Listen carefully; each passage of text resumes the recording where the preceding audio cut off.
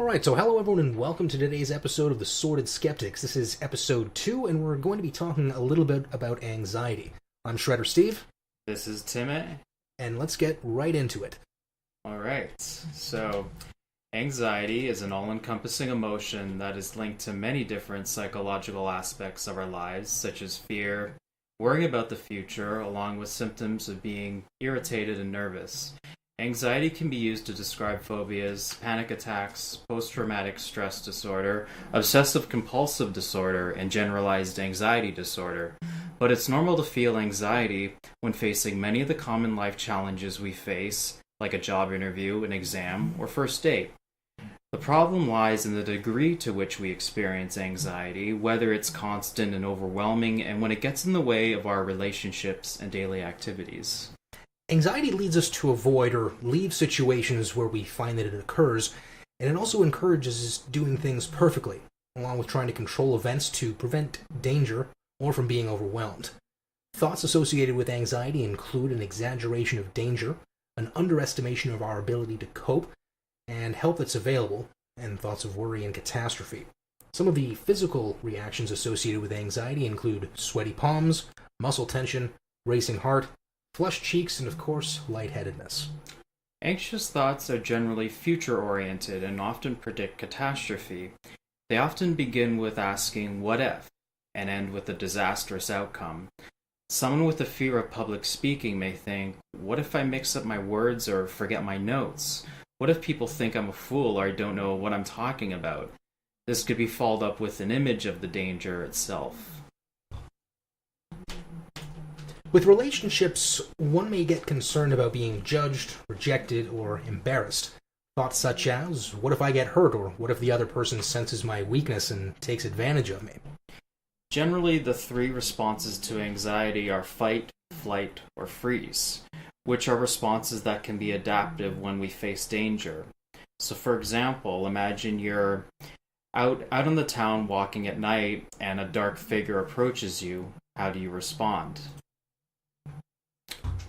Alright, so let's talk a little bit about the different kinds of anxiety. First up, we have existential anxiety. So, from The Meaning of Anxiety by Rollo May, anxiety can arise from the threat of meaninglessness in one's existence. Pascal noted that the perpetual restlessness in which men pass their lives, the unceasing endeavors to divert themselves, to escape boredom, to avoid being alone, until agitation becomes an end in itself. The great bulk of diversions, he felt, were actually endeavors of people to avoid these thoughts of themselves. For should they pause for self-contemplation, they would be miserable and anxious. But also, it's important to note that when the individual realizes, confronts, and takes a stand against the threat of meaninglessness, the result is a strengthening of the individual's experience of selfhood. And I just wanted to include the obligatory Carl Jung quote. Of course. Where he says, as far as we can discern, the sole purpose of human existence is to kindle light in the darkness of mere being. So, confronting meaninglessness, I think this is really something a lot of people are dealing with today. I know that's something that I was going through during the winter, and for me, basically starting this podcast, I had the idea of doing it alone, but then when you suggested doing one as well, it really kind of made things kind of click together in a sense. And I think we've both read a lot of philosophy and psychology, and we know that there's a culture war going on in our society as well, and it feels like it's time to speak up about certain things and also just share the ideas that I think would really benefit people. Definitely, because I don't think a lot of people may have heard of some of these philosophical ideas, and I think nowadays we're so spoiled for choice that having any direction to swim kind of creates a lot of existential anxiety because there's so much opportunity cost, because every time you make a decision, you're deciding against like dozens of other things. Mm-hmm. Back in the early days, you would basically follow whatever the family business was, or if your father was a carpenter, you'd be a carpenter, right? So you take out a lot of that existential anxiety because you didn't really have a lot of choice as to how your life was going to play out. But nowadays, you can really do whatever you want, and that can be terrifying. So I think that's where a lot of this existential anxiety is coming from in this day and age. And I think for men especially, it's becoming very difficult for them to figure out exactly where their place is in the world, and that's really who I'm hoping to reach with a lot of these podcasts, is men who are looking for, I guess, meaning in their lives. And I know Jordan Peterson has talked a great deal about this, and is just about to cross over 1 million subscribers on YouTube, so he's doing quite well for himself. And I think his message is very important. So if we can take any of that and distill it down into some sort of useful, actionable tips for people, then I'm certainly willing to take the risk to do that, because we either pay a price for what we say or for what we don't say, right? Yes, and I think I know I've noticed within myself a sense of nihilism and resentment generally with my own life situation, but it's also kind of pushed me in a way to seek out these things that give me meaning and sort of reduce the anxiety in and of itself, right? Mm-hmm. And I just want to mention one kind of example of anxiety is also, I think, in ruminating thoughts, and that we have these repetitive thoughts, such as, for me, like, what am I going to do for the rest of the day? What am I going to spend my time doing if I don't have, I guess something set up, or I'm not going to see friends or whatever else? And also when you're depressed, things seem a lot less interesting at the same time as well, right? So you kind of are inhibited, and even though you have so many choices around you, it's hard to make, in a way to decide what to do. And often what we would decide to do is just distract ourselves. Yes, yes. And that's certainly something that's very, very easy to do in this day and age. We have no shortage of distractions, or those who are willing to sell them to us. So I think trying to do something for other people is probably going to be the best way to generate some meaning here. For sure. And another thing I was very anxious of was preparing to go into the supervision portion of my program, because I am training to become a psychotherapist, and I became anxious because I realized that there are some certain things that I need to work on and practice with my group and in other aspects of school, just to make sure that I'm prepared enough to deal with clients. So but there's an upside in that anxiety is that it propelled me to take some time to consider on things that I need to work on within myself and challenge myself in the end. And I did reach out to somebody in my program for some advice, and that was very beneficial as well. So absolutely, and I think it's important to realize that anxiety is just part of human nature. This is a very important system that we have in order to keep us alive, but the systems that we have were designed to save us from perhaps an attack from a predator, but this same wiring still exists. I found that whenever you look at some of the early adaptions that we had set up, those systems don't really get removed, they just get adapted or grown on top of, right? So the same fight or flight response that kept us alive is now something that can actually be activated for months at a time. You know what I mean? If you're feeling these stresses and you have these glucocorticoid secretions that are causing this fight or flight response to be activated, it works fine. It works perfectly well if you're only, in this state for maybe a few minutes at a time, and then once the threat is obviously gone, or at least abated temporarily, the body will return back to homeostasis. But now it's like, okay, well, we have to worry about finances, we have to worry about family, and we're fully aware that we're all going to die.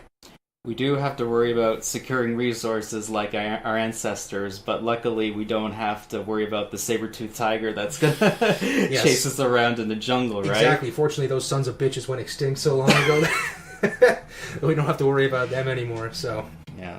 Sure. Anxiety can manifest in procrastination, where it may seem like you're being productive without actually achieving anything practical, like making a detailed to-do list without actually completing any of the tasks. So again, that illusion of productivity, right? Also, self-doubt and second-guessing yourself can lead to making no decisions, because when you lack trust in yourself, it can lead to confirmation bias, where everything that doesn't go well or turns out badly will count as proof that your decision-making ability is flawed. And yeah, that can be that could be a hell of a mistress to deal with, man. That self-doubt, because it's as you get older, you accumulate a body of knowledge of all of the mistakes you've made in your life. So, I mean, 10 to 15 years worth of mistakes you can remember is one thing, but, once you're in your 30s, you got decades of experience making mistakes. Yeah, and you feel like you should know, like, a lot of these things already, and it kind of makes you guilt yourself for, I guess, repeating some of the mistakes that you feel you've already should have integrated. Definitely, and these it has an advantage, right? And we'll definitely get into the advantages of anxiety a little bit later on, so stay tuned for that. Now, if you guys are familiar with Soren Kierkegaard, he believed that anxiety is a state of the human being where he confronts freedom. But also anxiety turns our attention to what Kierkegaard calls our greatest task in life, which is to become who we are. We become someone when we act, not when we just make to-do lists, right? That is to say, we form our identities by having and acting on our principles, commitments, hopes, and dreams. Inaction is unfreedom. It keeps us from standing in right or good relations to ourselves, our friends, and family, and most importantly for Kierkegaard, to God. As Kierkegaard recognizes, the most common form of despair is not being who you are. Also, he believed confidence is not the removal of doubt and anxiety, but rather the attitude that we can in fact move ahead despite this doubt and anxiety. Confronting anxiety also entails faith in our inner certitude. Yeah, I think it really speaks a lot because, that feeling that you get when you really face something and overcome that challenge, you're not the same person. Yeah, you've built yourself something into something more, I suppose, and it's probably in alignment with your true self as well, I think. But like we were saying before, with all these available distractions that we have, we can often trick ourselves into thinking that we're being productive, and when that anxiety goes or doesn't go away, we're often left wondering why, and then maybe turning back to distraction or perhaps turning to drugs and alcohol to try to alleviate those feelings, right? Because it's something that, or anxiety is something that you can't really see or touch or anything like that, but you can feel it and you know that it's real. Yeah, and it's like a constant gnawing, yeah, I think, in a way, too. Yeah, that constant voice in the back of your head. And it's not always clear exactly what's causing it, too. Like, it does take some reflection. It's very amorphous, I suppose you could say. Yeah. Like, all you really know is that something's not going right, and you got to try to figure out what that is. So, do you want to talk a little bit about Freud's perspective on what he thought about anxiety? Of course. So, with reality anxiety, that includes a painful emotional experience resulting from a perception of danger in the external worlds. So the perception of danger and the arousal of anxiety may be innate in the sense that one inherits a tendency to become afraid in the presence of certain objects or environmental conditions, or it can be acquired during a person's lifetime. So, for example, a fear of darkness could be born because past generations of men were constantly in danger during the night before they could create light, or it could be learned because one is more likely to have fear-arousing experiences during the night than in the daytime. And this is also linked to fears and traumas that occurred in infancy and childhood when you were helpless. And as we grow older, we learn to anticipate danger and recognize the slight feelings of apprehension. Absolutely, and I know one of the metaphors I always think about with this is moving away from the light of the campfire off into the forest. Into the unknown. Into the unknown. It's you can stay near the fire, but you're really going to experience a lot more growth if you choose to go out into the forest where it looks darkest to you. Right. Like King Arthur and the bloody Knights of the Round Table. Yeah, for sure. So next we've got neurotic anxiety, and this is aroused by a perception of danger from the instincts. So this characterizes a nervous person who is always expecting something horrible to happen, and they're also afraid of what they're going to do in response, so letting their impulses run amok in a sense. So this can also be seen in phobias where the intensity of the fear is out of proportion to the actual danger of the object which the person is afraid of. So Freud had one patient, a woman who was severely afraid of touching anything rubber, and this developed into a phobia that stemmed from childhood because one time she was given a balloon from her father, and she broke her sister's balloon in a fit of anger, and then she was punished for it. So this is when impulsive behavior gets someone in trouble, they learn how dangerous the instincts are. And that just gets reinforced. So slaps and spankings and other forms of punishment show the child that impulsive instinctual gratification leads to a state of discomfort.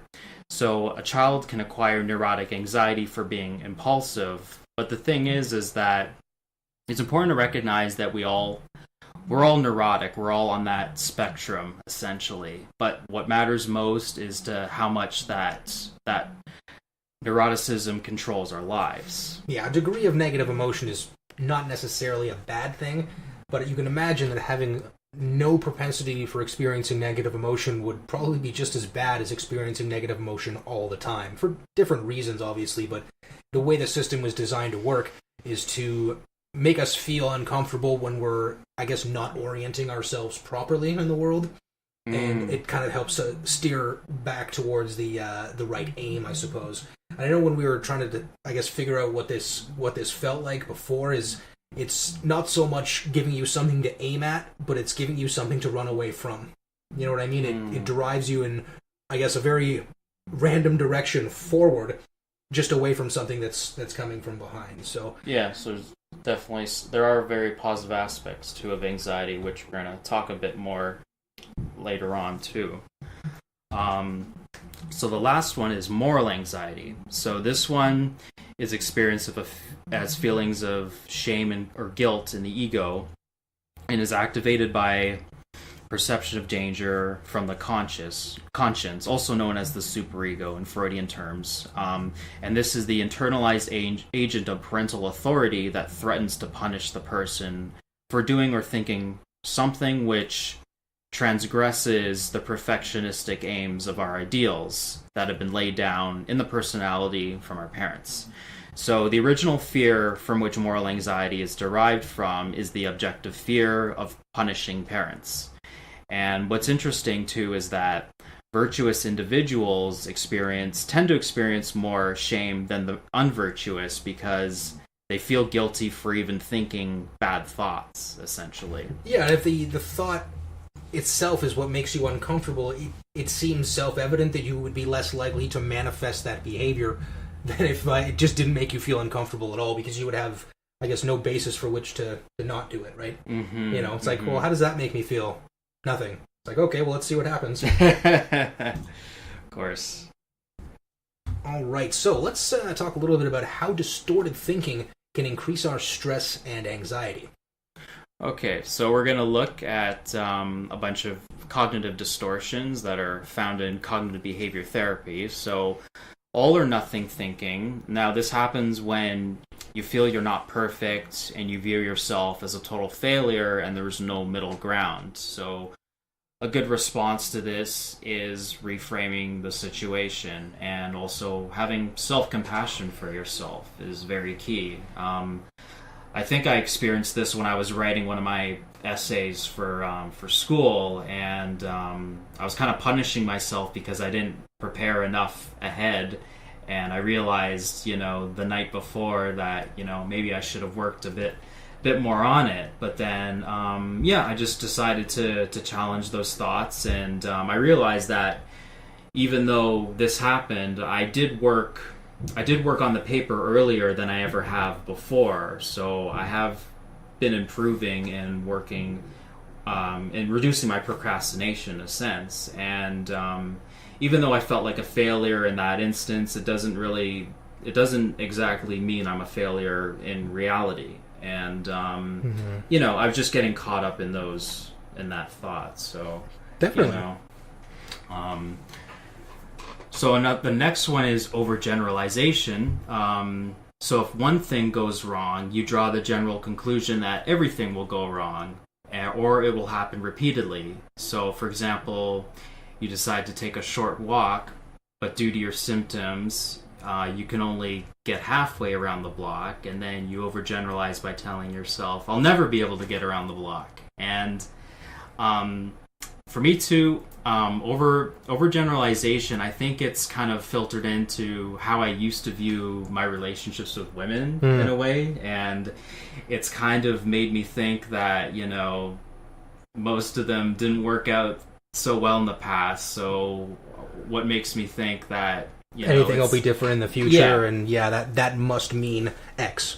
Yeah, that can be tough to get through for sure. But that's an assumption too, right? And assumptions are very deadly, I think, and we can never tell what's gonna unfold. Really, you don't want to try to be one of these a prophet that can predict the future, right? It's it is a little on the narcissistic side. I'll give you that.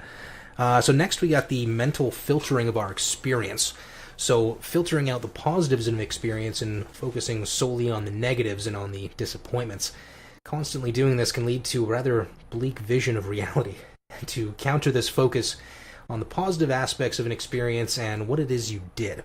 So I think this is also tied into like type 1 and type 2 errors. Now, it's been a while since I've really looked at this phenomenon, so again, I can't remember which one is which, but basically you have a situation where you think something is false when in fact it's true, and another situation where you think it's true but in fact it's false. Now, there are different costs associated with these errors. Like if you were to think that the sound of rustling in the leaves behind you is a tiger and you react accordingly, that has a pretty low cost to it, because if you turn around and there's no tiger there, it's like, oh, okay, then I can just calm down again, everything's fine. If, however, you think that the tiger behind you is just the rustling of the leaves, there's a huge cost associated with that, because if you're wrong, you die. So it's usually better to err on the side of caution in that case, because even if you're a little bit overly paranoid, it's probably not going to get you killed. But nowadays, because there are very few real physical dangers compared to 10,000 years ago when literally everything would kill you, and you really didn't have a lot of recourse for that. That these systems that kept us alive back then are possibly doing us a little bit more harm than good these days. Right. But there's also that protective aspect too. Definitely. So disqualifying the positive. So you actively transform a neutral or positive experience into a negative one. So one example, let's say you get a message from a friend you haven't talked to in a while. You get a voicemail, and you automatically assume that, they're just talking to you to, get something out of you or to manipulate you or something like that. You're assuming it, and you're taking something that could quite possibly a positive thing into more worst negative. Case scenario, right? Yeah. And I guess without much evidence. Yeah, and that can be very dangerous. But again, if you've, I could see how it would be a natural response if, for example, you had just gone through a number of these cases of someone trying to manipulate you or just want something out of you, right? Rather than treating you as an end in yourself, so Very to speak. sure. Yeah. Then that's going to prime you again for the next time something like that happens, that you're a lot more on guard. Now, I know if people's, their boundaries are a little bit too porous and they get taken advantage of, they might react by making their boundaries far too rigid and end up damaging other relationships that didn't have a problem before, because now they're being too rigid with their boundaries. So you want to make sure that you got that wall up, but you also want to make sure that it is porous and you can, let love flow both ways, so to speak. Very key distinction. Yeah, and you also don't want to believe that you can read somebody else's mind. It's we aren't mind readers. We can make inferences about behavior, but we got to take our own opinions with a grain of salt sometimes. Yes, and this is exactly what our next one is about, jumping to conclusions. So you jump to a negative interpretation even though it's not supported by the facts, and you conclude that someone is thinking negative things about you and then treat it as an established fact even though that person has never given you cause to think this way. And I've seen this I've seen this happen a lot around me. It kind of triggers me too, because I just think to myself, you don't know that for sure. It's like putting words in someone else's mouth. So what you're saying is, we all know the infamous Kathy Newman interview with Peterson, and by the end of it, I think he was just in stitches, just laughing at this person. But initially, what he did was, rather than listening with the intent to respond, he was trying to, really just lean in and figure out, well, who exactly is this person talking to? It's not about me, right? You gotta distance yourself a little bit from that, eh? Mm-hmm. Yeah, so I mean, Mm-hmm. it was kind of embarrassing to watch that. It's like, is this the state of journalism these days, where it's like, okay, so he says one thing, the audience hears it, but apparently the interviewer heard him say something completely different. Where it's like, Yeah. you're really just trying to shoehorn your guest into a particular narrative, and it's really despicable to watch. So, Yeah, we've been seeing more and more of it, for but sure. it was hilarious. I think it was a huge turning point in the culture war, because I think people really started to see, it's like, okay, what is this woman doing? Yeah, well, it shows the hardcore bias of Yeah, it too, right? yeah, and it's like, you know what? If you want to be a biased news outlet, that's fine, but you should probably be pretty upfront with that, rather than trying to say, "Oh, this is objective journalism." Mind you, I can see how if you were to make that claim and say, "Oh, this is the objective truth," and you get people to believe that, you can kind of turn that culture in a different direction, right? So I think we, I guess, put maybe too much trust in our journalists, and we should probably figure that out. Absolutely. So next we've got catastrophizing, which is also known as magnifying, and this is basically disproportionately increasing the importance of something that's happening or something that didn't go the way you wanted it to. So making a mountain out of a molehill, a little bit. Exactly. Yeah. Yeah. So it's I guess if you don't really address those feelings and those thoughts, it's very easy to fall down this pathway. And quite often you'll lead yourself into these self-fulfilling prophecies where it's like, okay, well, I believe this guy's got a problem with me, so I'm going to treat him like crap. And now he treats me like crap, so obviously he has a problem with me. Well, at least I was right. Yeah, not ideal. Yeah, and this is why a lot of self-questioning, I think, is important too, just to really discern the facts of the situation as well. So next we've got relying on emotional reasoning. When you believe the way that you feel is the way you are. So if I feel like a failure of learning how to do something, therefore I am a failure. So to counter this distortion, remind yourself that people often jump to conclusions based on knee-jerk emotional reactions of the moment, but these conclusions do not reflect who they really are. Emotions arise in response to causes and conditions of the moment and are only temporary. So refuse to treat them as proof of who you are. Who you are is made up of a complex combination of factors and are constantly developing. All right. We also have the using should statement. So I guess this is sort of like trying to derive an ought from an is. David Hume would be rolling in his grave. So when you try to motivate yourself and push yourself into shape mentally or physically by using shoulds and shouldn'ts, oughts, musts, things like this, you're trying to like moralize yourself into better behavior. But I guess like Peterson was saying, you got to treat yourself like you're someone you're responsible for taking care of. So sometimes dealing with yourself is like trying to deal with a petulant child, because I think we all still have that petulant child in us in order to preserve our own interests. So you probably don't want to get rid of that. But when you try to, I guess, moralize yourself into doing something, you're not going to do it for very long. It's like trying to like set up the ideal day, but it's a day that you definitely wouldn't want to have. It's like, well, I'm going to do all these self-development things. I'm going to leave no time for anything enjoyable or anything like that. You're going to rebel against yourself pretty quick, and when you have an internal mutiny, it's not going to help your anxiety. It's going to make it a lot worse. Yeah, and it's whether you really want it or not, like for yourself. And it's important to ask where these shoulds and shouldn'ts are coming from, because I think this goes back to the superego and our parental influences and other authority figures and how they tried to teach us, but not necessarily everything they tried to teach us is all beneficial for us at the same time too, or really takes in our needs into consideration as well. Mm-hmm. So, and that can lead to labeling ourselves or other people.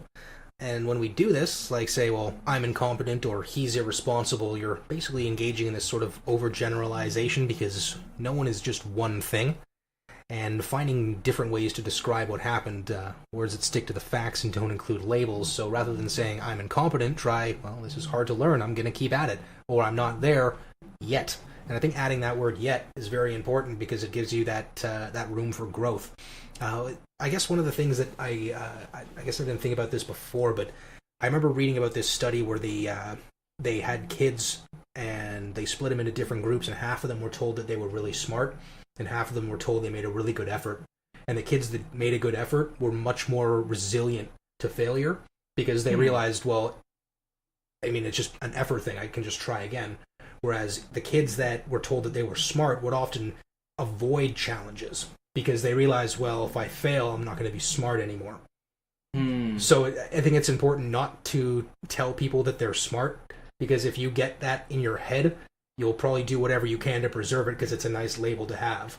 Whereas if you just praise people based on the effort, they realize, okay, well, the praise I receive is proportional to the effort I put into it rather than some intrinsic trait about my personality, which makes it much more difficult to change it.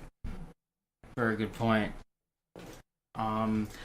So the last one with personalization, and this is a major trigger for self-blame. It occurs when you erroneously see yourself as the cause of some external negative event, even though you weren't responsible for it. An example is when you feel responsible for whether people have a good time when you're with them. You can counter this cognitive distortion by putting in perspective what you can actually control in this life. You certainly don't control what other people are thinking or how they're feeling or whether they're having fun. It's always been that way and always will be. And all you can do is act with kindness and with care for yourself and others. And the rest is out of your control. And this pretty much speaks to attitude of stoicism, very much. And recognizing which things are in your control and why worry about the things that are not, right? Yeah, what was that... what was it in Psalms or one of those other sections where it was something to do with, give me the, what was it, the courage to change things I can? What was the next part? Yeah, and then the wisdom to know the difference. Or I guess I probably should have looked that up. Whatever, you guys know what I mean. It's basically knowing what you can control and focusing on that rather than trying to stress about things you can't control. Now, I know I've fallen prey to this in the past where I get so stressed out over the way other people behave, whereas I realize, hey, I got no control over the way other people behave. I can only, address the way I respond to it, because from what I've heard, life is about 90% the way you react to things and only about 10% what actually happens to you. It sounds better if you put it in the opposite order, but it's already on tape, so I can't go back and do it again. Right. So next we'll just take a look at the upside of anxiety, the 5 ways it helps us become our best selves. So psychologists refer to the Yerkes-Dodson law, which suggests that we need just the right amount of arousal and anxiety to perform optimally. With either too little or too much anxiety, we're not able to perform at an optimal level. And this, just one thing, this also connects with the idea of being oriented between order and chaos, which Peterson mentions, because when you're in that nice middle zone, you're woken up enough that you're paying attention to things, and you're not gonna fall asleep at the wheel, so to say. So and you don't want to have too little stress that you're not really motivated to do anything about your situation either. Yes. Like I know we talked a little bit about this when I was in university. I just spent way too much time worrying about stress, so I sort of understressed myself a little bit too much, and I think I didn't perform at a high enough level because there wasn't really a lot of stakes to it. Because at the end of the day, it's like, you just get the piece of paper and you get out of there. It doesn't really matter where you graduate in terms of your marks, unless there's a certain program that you're going to after the fact that needs a certain GPA or something like that. As long as you get that piece of paper and just get out, then there's not a whole lot of incentive to really push yourself, and I think that probably held me back a little bit more than I care to admit. Yeah, me too. I mean, there were times I was just plain apathetic, and I was just wondering why I was there. So, but at the same time, I was anxious about my future, of course, and where this was all leading me to. Well, I also think there's too many people that are forced to go to university. Well, when I say forced, I mean like more coerced. Like, you have to do this, otherwise you're screwed. Like, no one will hire you, not even Tim Hortons or McDonald's, if you don't get a university degree. And now everybody has one, so now they're worthless. You know what I mean? I think the thinking was like, if we can get more people into college, we'll all just get smarter because all the smart people go to college, but it's kind of stupid, right? It's like saying, well, if we want people to be taller, let's put them all on basketball teams. Because all the tall people are on basketball. It's like, no, you're putting the cart before the horse. It doesn't really work like that. Yeah. And I don't think it's an ideal environment for everybody. I think more people should be going into the trades and figuring out how to add value to other people's lives rather than just figuring out how to get themselves into an ivory tower upon which they could just look down at everybody else and like, oh, look at this. I'm way smarter than you. It's like, yeah, okay. But now everybody has that same qualification, so now it's kind of meaningless. So Yeah, and it's obviously important to figure out more specializations. Yeah. If you're going to be an engineer, a doctor, a physicist, like something like that, then yeah, definitely go to post-secondary because you have to. Yeah. But if you don't want to do that, just going to it for the sake of it, especially now, I mean, it's probably worse in the States. I mean, they're racking up like hundreds of thousands of dollars. Like, you think school's expensive here? Like, I think our tuition is maybe 5,000 to 6,000 Canadian or Canadian shekels every year, right? So that's like $5 American, but and in Montreal and Quebec it's even cheaper. It's like $1,200 a year, and they're the ones out protesting because it's too expensive. Bloody socialists. Okay, so here's the 5 upsides of anxiety. So number 1, with some anxiety, we tend to think before we act. So we very carefully consider the effects of our behavior on others, which means we're more likely to be empathic.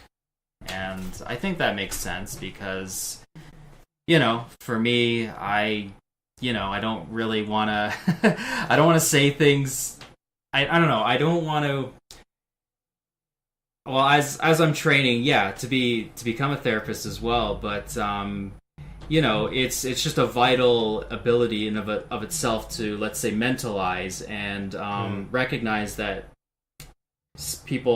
other people have their own desires, beliefs, and wants. Motivation, right? Like they're coming from a different place, and unless you're walking in their shoes, you might be able to get a glimpse of what they might be thinking, but unless you've had their entire life experience, like we don't even understand our own motivations, for God's sake. Yeah. How are you going to understand somebody else's, right? I guess you could try to like have a dialogue and try to at least suss out what it is, but I think most of the time it's difficult to know what your motivations are because we don't really know who we are. Like Kierkegaard was saying, it's like if that's going to be our highest priority to become who we are, it's not like it's going to be bloody easy. True. It's going to be a very, very difficult task. Number 2, a bit of anxiety prevents us from taking potentially dangerous risks. Better idea not to approach the world as a totally safe place, since in reality it's not free of danger. So if you don't have any propensity for anxiety whatsoever, you're probably more likely to run into bad situations just because you have no means by which to avoid them. Number 3, anxiety can motivate us to accomplish tasks. For example, arriving on time, for visiting the doctor when we're concerned about our health issues. And this involves stress, but it is the excessive amounts that we want to watch out for. So again, if we didn't worry about anything, we wouldn't really get much accomplished. You wouldn't go to the doctor, take care of ourselves, or do what we need to do, essentially. So also number 4, anxiety and guilt tend to go hand in hand, and there's absolutely nothing wrong with a little bit of guilt if it makes us think about how our behavior might affect the functioning and feelings of those in our lives. But high levels of guilt can lead to shame and embarrassment. And I think you really want to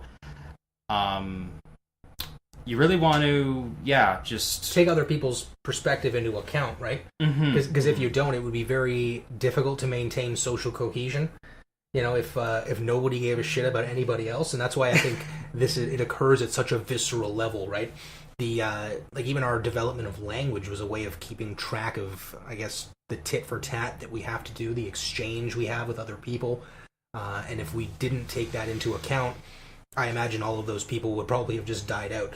If they weren't murdered outright by their compatriots, they would have been thrown into exile because they're just too much of a dick to be around. Right? But I mean, now we don't really have those same constraints. And I think part of the reason why you can usually get away with being a dick nowadays is that we don't have these any need to really be that close to people. With the welfare state and whatnot, it's very easy to just sort of say, well, just give me my check and I'll leave you alone. you know. Right. So I think, I think that might have been lost a little bit. But if you are feeling, I guess, that guilt and that embarrassment, I guess check your relationships with other people. Check in a little bit and see if you can get a bit of a perspective on how you're perceived by other people.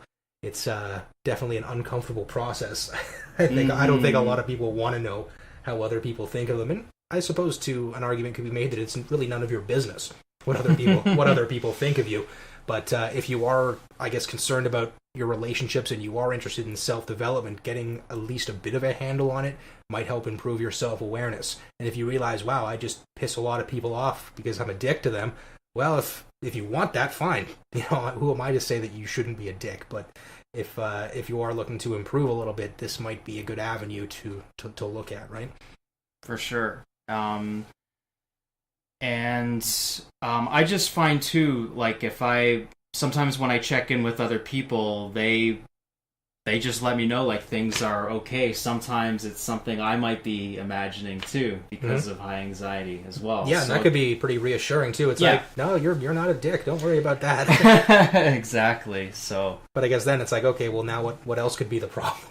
You're back to square one there. But it's good to practice that honest conversation too. It makes a difference for sure.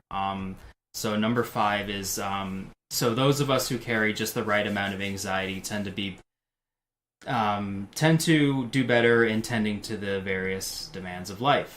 So yeah, you don't want to have zero anxiety, and you don't want to have uncontrollable anxiety either. So a nice balance right in the middle, and that's sort of the nature of the virtues, right? It's sort of the golden mean. The golden mean between the two extremes. Yeah, you don't want to be cowardly, and you don't want to be foolhardy. You want to be courageous, right in the middle, walking on the back of that snake. You know? Definitely, yeah. So let's talk a little bit about some of the solutions that you guys might be able to employ to deal with your anxiety. So for the first one, and this connects with our depression episode as well, it's always a good idea to connect with others, and this helps reduce loneliness, a sense of isolation, which can bring about more anxiety. So talking face-to-face with somebody about our worries usually makes them seem less overwhelming, and it's a good idea to try scheduling regular meetups with friends or a support group. Definitely, and I think relaxation techniques are also really important, like deep breathing, mindfulness, meditation, and progressive muscle relaxation. So to manage stress, stay grounded in the present, and calm the nervous system down. So this is something that the body will feed back into the mind, and the mind back into the body, and this is a very strong connection. So if you're able to physically calm yourself down, and I suppose without going down the drugs and alcohol route as best you can, these techniques will probably be able to be iterated into the future more successfully, right? Because you want to be able to relax without ending up with cirrhosis of the liver in 10 years.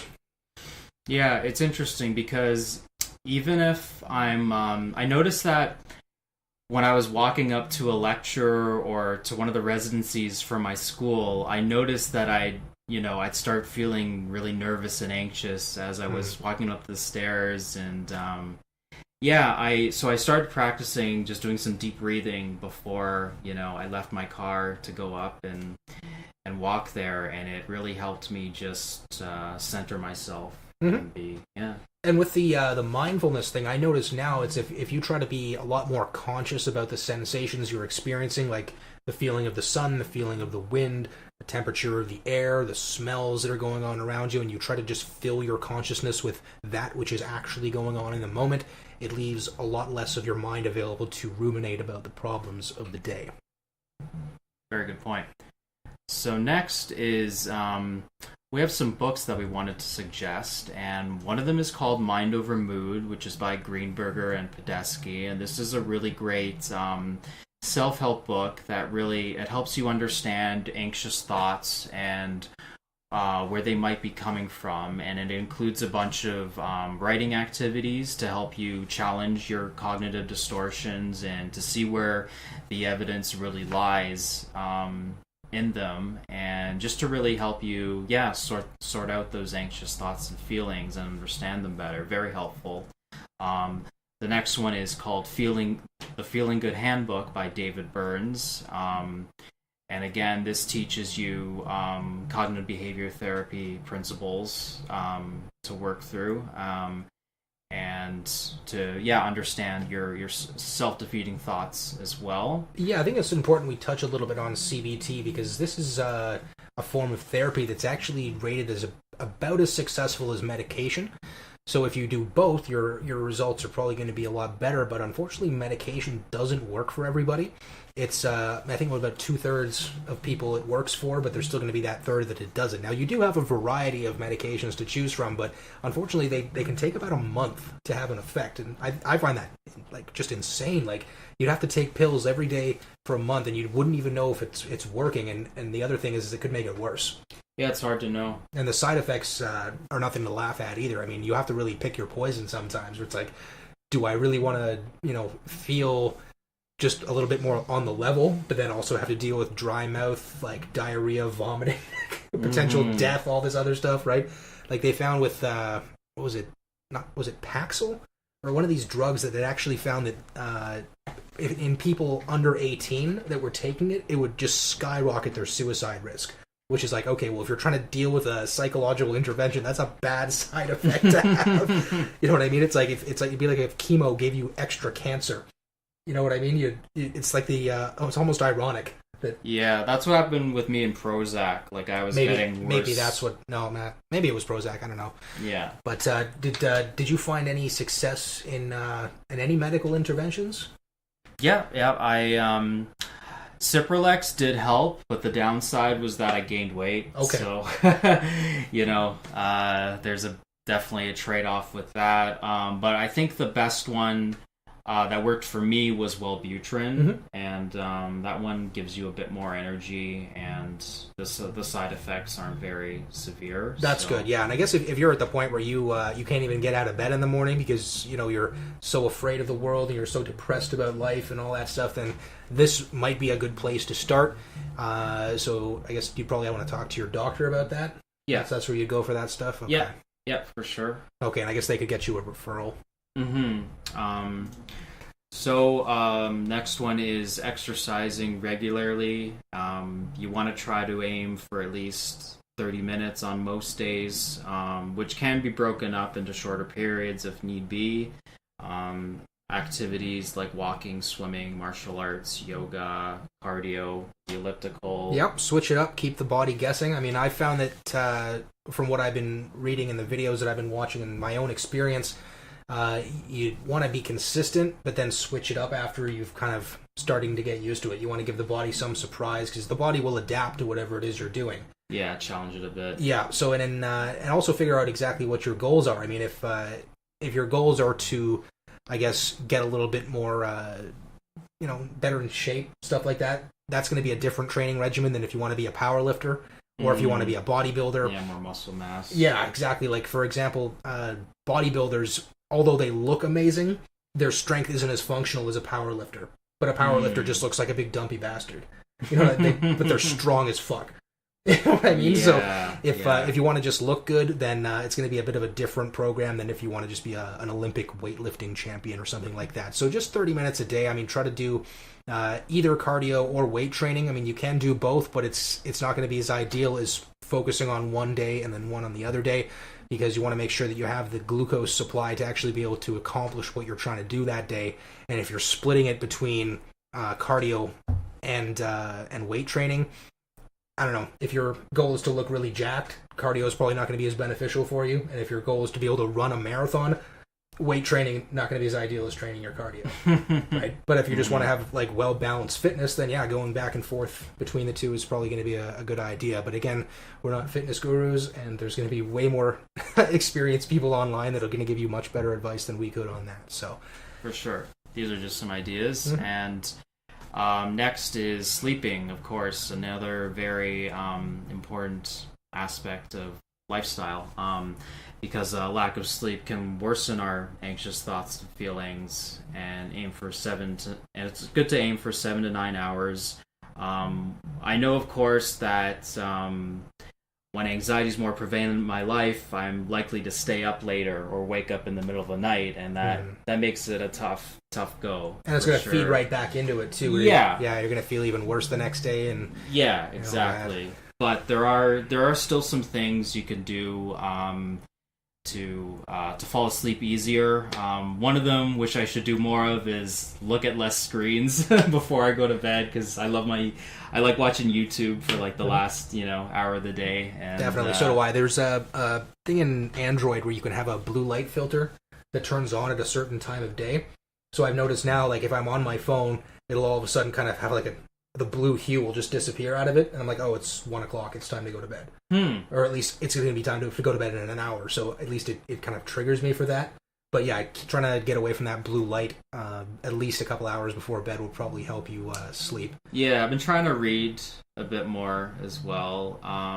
Also, just back to our last point, exercise helps you sleep better. Yeah. Don't do it too close to your bedtime, because that's going to kind of like jack up your nervous system, right? Exactly. But it will help you maintain a healthier sleep cycle. Definitely. Now, there are some things that would interfere with your ability to sleep properly, like excessive consumption of caffeine, alcohol, and nicotine.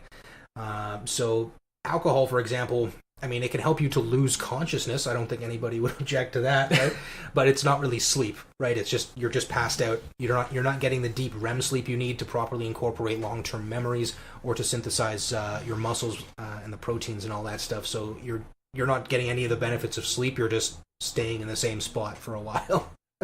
Yeah, and I tend to wake up earlier too. Yeah. When I drink, so from the dehydration as well. Yeah, I definitely remember that. That in school, it would be the excuse for everybody to get out and go out for breakfast. So that it wasn't so bad because everyone was like 8 o'clock in the morning. Everyone's wide awake, but you definitely want to try to keep that to a minimum. And it's much easier when you're in your 20s. By the time you hit your 30s, hangovers last more than a day. More than a day, which is insane. It's a sad fact of life. Yeah, because I don't really drink too much, to be honest with you, because it's the side effects and the costs associated with it. Like, up here in Canada, booze is pretty expensive. So if you're going to drink, it can become a very expensive hobby. And you don't want to do that to yourself, right? It's something like if you were to drink on a Friday, I mean, by Sunday you might be good to go, but it's a complete waste of a weekend as far as I'm concerned. So yeah, and it's terrible for your mood regulation overall. It's inherently a depressant. It is, yeah. And then all the recovery time after that, it's not great. Yeah. I'm not saying go completely cold turkey or whatever. You can still it's good to always enjoy yourself once. But acknowledge the cost. Yeah. So it's all right to do that as long as you're willing to pay the price for it. Yeah. And lastly, to help resolve chronic worrying, you can set aside a worry period. So maybe set aside 20 minutes or half an hour just to give the anxiety some attention in a way. Definitely let it acknowledge itself, get itself out there a little bit so that you can figure out what you're anxious about. First of all, that's important. I mean, if you're just worried, I mean, literally sit down and have a conversation with yourself and ask yourself point blank questions, because you can come up with an answer like that when you ask the right question, and that's really half the battle. It's like, why exactly is it that I feel this way? It's like, oh, that's right. It's like I haven't paid these bills in quite a while, and there's some sickness in the family that I haven't really addressed, and some of my relationships aren't doing too. And eventually, you're just like, okay, shut up. Like, that's enough. I don't want to hear anymore. Because once you sit down and you ask that question, you better be prepared for the answer, because it's much easier to just distract yourself out of it than it is to sit down and figure out a solution to it. But asking the right question, I think, is important. For sure. Also challenging anxious thoughts. So, if you notice that you're shaming and guilting yourself a lot, one thing I did was I just wrote down a bunch of the thoughts that were coming to me just on one side of the page, and on the right side I wrote counter thoughts to them in order to get a more balanced perspective on things. And just doing that, it helped me a lot too, because I think having the sort of internal round table of all of your different voices can sometimes be important, because like there'll be times if you just sort of sit quietly, you can figure out, okay, well, What does angry Steve think about this? Or what does sort of depressive Steve think about this? Our micro personalities. Exactly. Yeah. What does childhood Steve think of this? Yes. You know, what, and I find I'll often get the most honest answer from asking those people specifically. Right. You know, so you can figure out from this perspective, what does it feel like? Or what about this perspective, you know? Because sometimes I'll have like two completely counterintuitive arguments going, like waging war in my mind to try to figure out like, okay, well, which one is more true than the other? And then like, well, they're both kind of true. But, right. But what side am I going to fall on? And on what grounds would I make that decision? And that can be kind of anxiety-provoking in and of itself. But I think what helps me is sort of realizing I don't have all the answers. And guess what? I don't have to have all the answers either. Yeah, and just sometimes to let those sides have a conversation rather than nothing, you know. Yeah. I found that was really helpful. Yeah, which would tie in nicely to our next episode, which is going to be on free speech. So you definitely want to allow free speech to go on in your own mind, you know, to at least get that stuff out there and not silence the conversation or shut it down or throw in a bunch of last-minute security fees so that they can't show up. Exactly, yeah. Those restrictions, you gotta, really, we need to pay attention to for sure. Exactly. So, I mean, we could talk a little bit about some of the things that have caused us anxiety in the past. Like, I know for me, a couple of years ago when my wife and I were struggling to have children, this was probably one of the most anxiety-provoking things in my entire life. Like, this had me, like, right down to the bottom. I was sort of like, okay, well, we've done all this, we've worked up until this point to set our lives up in such a way that would facilitate this process, and it really felt like I'd been robbed of something. You know what I mean? So it's that was a very terrifying time in my life, because I didn't know if I was going to make it through it. Like, I really didn't know. I was sort of thinking, okay, well, how could I live a life outside of that possibility? And I couldn't come up with anything. But I mean, having an issue like that, and then if it turned out that it was a permanent problem, it would probably take about a year to like actually be able to incorporate that. But it turns out those problems weren't all that serious. So, but again, like we were saying before, I was totally catastrophizing. I was maximizing, making mountains out of molehills, and it was a mess. Well, it seems like a fundamental threat to your existence in a certain sense too. It definitely felt that way, and I guess I hadn't felt anything like that before. And if I had, it sort of seemed superficial by comparison. But I mean, looking into the future, I'm thinking, well, man, the kind of things I think are a problem now are going to pale in comparison to the kind of chaos and catastrophe that life's going to throw at me in the next 50 years, or however long it's going to be that I live. Who knows, right? But we all know that the end is coming soon. That Reaper's coming for all of us. So, we got to figure out what to do with the time that we're here. And I think now that we're in our early 30s, it's we've got out of school. And we've got all, the things we need to sort of live our lives however we want. But now all of the choices are on us. Now there's no teachers, there's no parents telling you what to do or anything like that. We're much more responsible. Yeah, and picking up that responsibility and bearing it is how we're going to create that meaning, right?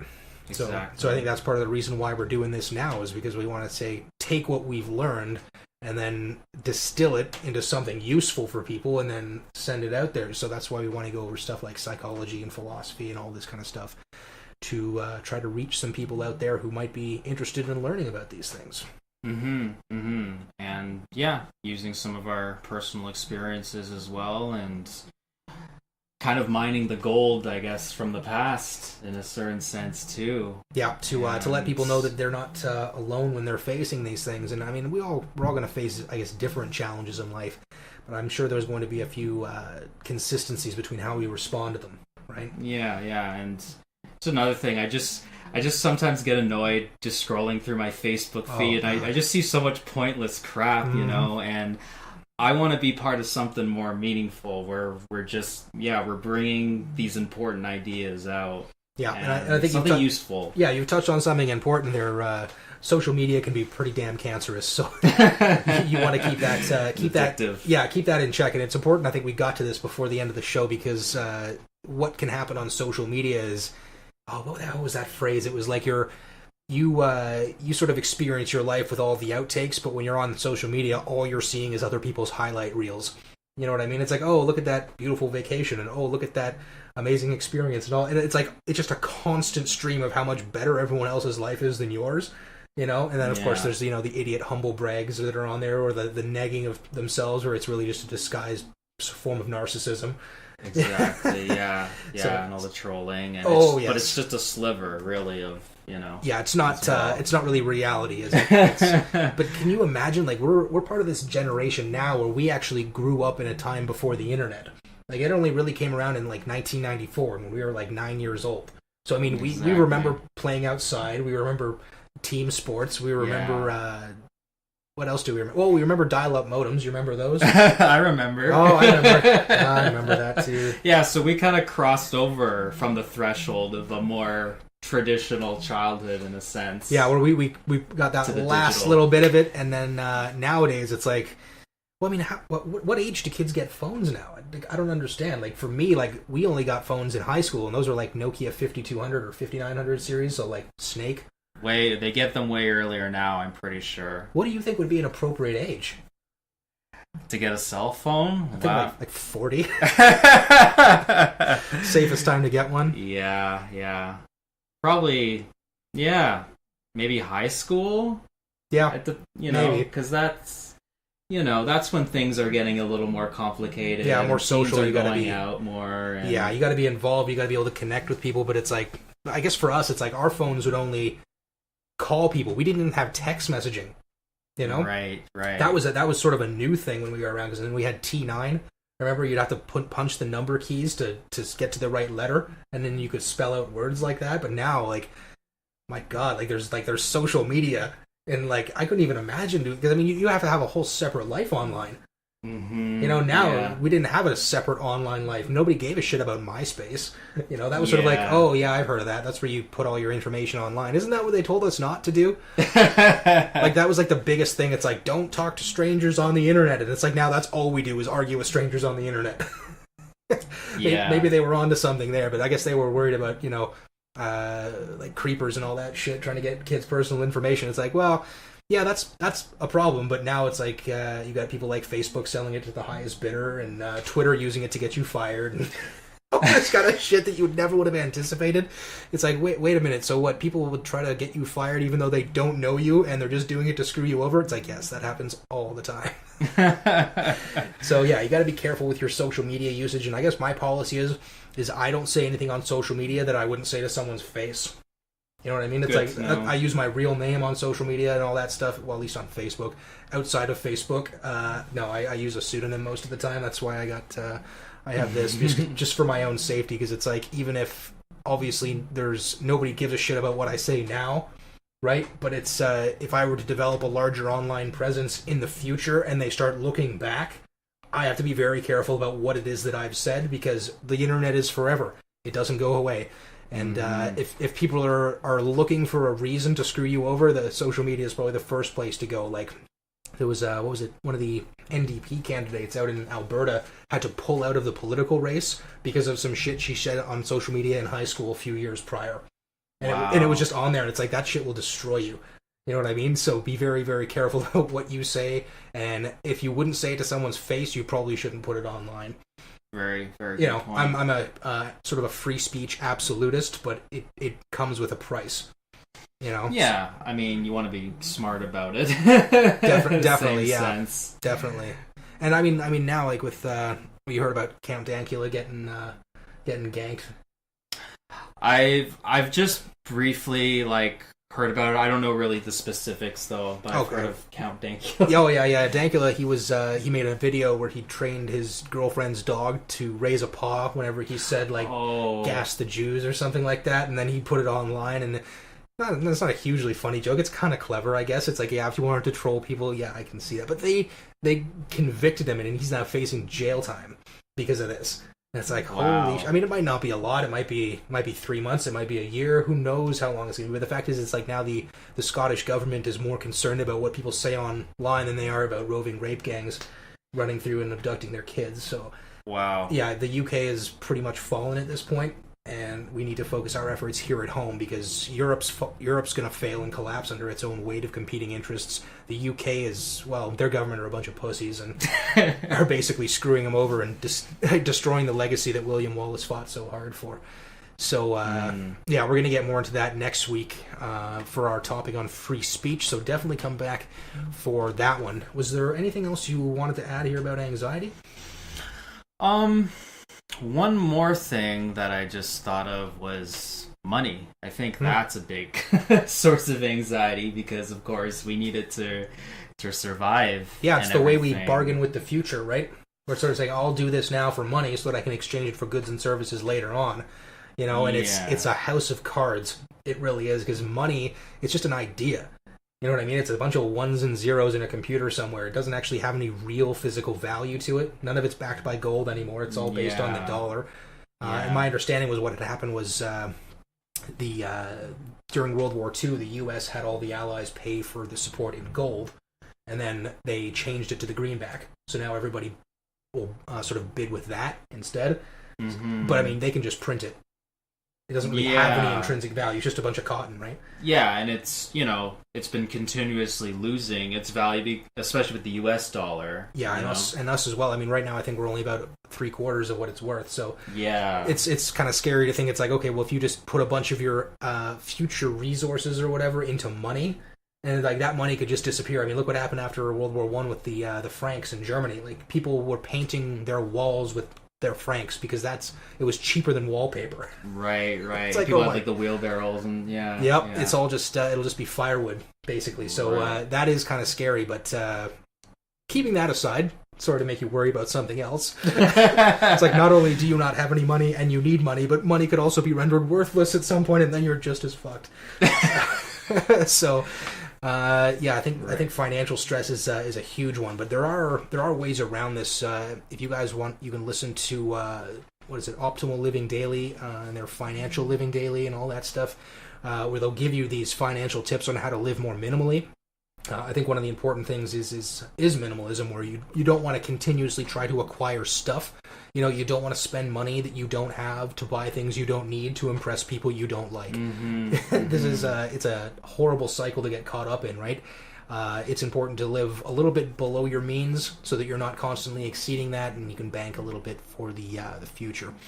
But when I like look at things or pick something up too, usually I'm asking myself whether I actually need it, and because I've done that, I've actually, practiced, just putting it down and realizing, probably don't need it now. Yeah, one of the things that's really helped me with this is that I've gone through life acquiring things, and then they quickly lose interest after not a long amount of time. And I noticed that I would actually enjoy an item more when I was anticipating receiving it in the mail. And then as soon as you get it, it starts to decline in value. Yeah, so, that's the danger of ordering books off Amazon. Yeah, definitely. Like that. Try to keep only a couple going at a time, right? Yeah. But what I like about Amazon is you can order the sample. So what I'll do is if I hear a book recommendation, I'll go to Amazon, I'll download the sample, send it to the Kindle, and then it stays in there, right? Oh, okay. So if I'm done a book, I can go through my shelf and say, okay, well, there's that book on I don't know, reinforcing your financial portfolio with like gold and silver. It's like, I thought I was going to read that a while ago. Maybe I'll read it now, or any of these other books that you want to get through. It's good to have the sample in there, and then you can read the first few pages, and if it's worth it, you can buy it after that. But it means you're not going to forget it. Nice. Well, is that? Yeah, unless there's anything else that you wanted to go over. It's pretty good. We're about an hour, 8 minutes, so that should be pretty good. Yeah, I think I'm pretty good for now. I just hope that this was useful for you guys listening, and we enjoyed making it. And thank you for listening to The Sordid Skeptics. Yeah, thanks again, guys. We'll see you on next episode.